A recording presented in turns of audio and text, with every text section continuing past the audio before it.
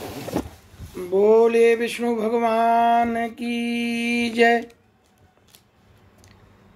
गरुड़ पुराण सारोद्धार के अध्याय 6 का तीसरा एपिसोड की विवेचना हम लोग आपस में करेंगे।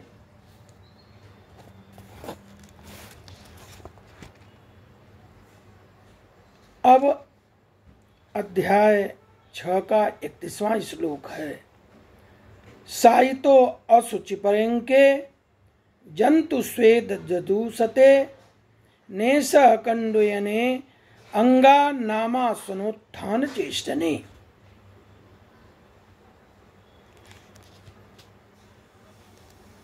उसका पोषण करने वाले लोग उसकी इच्छा को नहीं जान पाते, अतः प्रत्याख्यान करने में असमर्थ होने के कारण अनभिप्रेत विपरीत स्थिति को प्राप्त हो जाता है।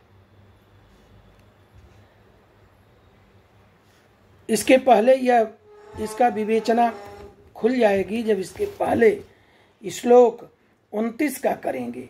स तदा माया स्पृशो किंचित द्वेदसः शैशवादि भव दुख पराधीनतया असुनते। उस समय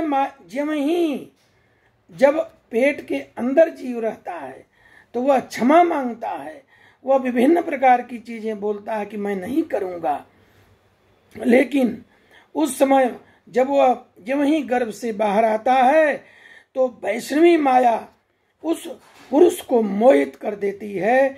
उस माया के स्पर्श से वह जीव विवश होकर कुछ बोल नहीं पाता, प्रत्युत शैशवादी अवस्था में होने वाले दुखों को पराधीन की भांति भोगता है। स्वदेश जीवों में दूषित और विष्टा मूत्र से अपवित्र शैया पर सुलाए जाने के कारण अपने अंगों को खुजलाने में, आसन से उठने में तथा अन्य चेष्टाओं करने में वह असमर्थ रहता है। जैसे एक छोटे बच्चे को मान लो कहीं खुजला रहा हो, वह नहीं खुजला पाता, वह भी एक प्रकार का कष्ट है।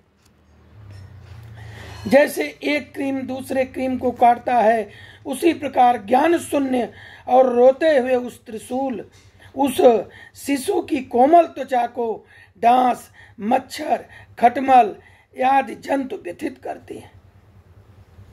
इस प्रकार शैशवावस्था को दुख भोग कर वह पौगंडावस्था में भी दुख भोगता है। तदंतर जुआ अवस्था प्राप्त होने पर आसुरी संपत्ति को प्राप्त होता है। तब वह दुर्व्यसनों में आसक्त होकर नीच पुरुषों के साथ संबंध बनाता है और काम, लंपट, प्राणी, शास्त्र और सत्पुरुषों से द्वेष करने लगता है। भगवान की माया रूपी स्त्री को देखकर वह अजितेंद्रिय पुरुष उसकी भावभंगिमा प्रलोभित होकर महामोह रूप अंधत्व में उसी प्रकार गिर पड़ता है जैसे कि अग्नि में पतंगा गिर जाता है। हिरन, हाथी, पतंगा, भौरा, मछली, ये पांचों क्रमशः शब्द, स्पर्श, रूप, गंध और रस, इन 5 विषयों में एक एक करके आसक्त होने के कारण मारे जाते हैं। फिर भी एक प्रमादी व्यक्ति जो 5 इंद्रियों को 5 विषयों का भोग करता है, वह क्यों नहीं मारा जाता?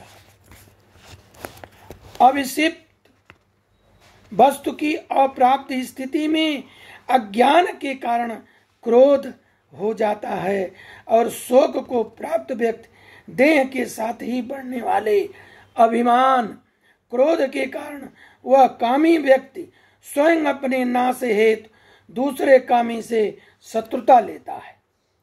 इस प्रकार अधिक बलशाली अन्य कामी जनों के द्वारा वह वैसे ही मारा जाता है जैसे किसी बलवान हाथी के द्वारा दूसरा हाथी मारा जाता है।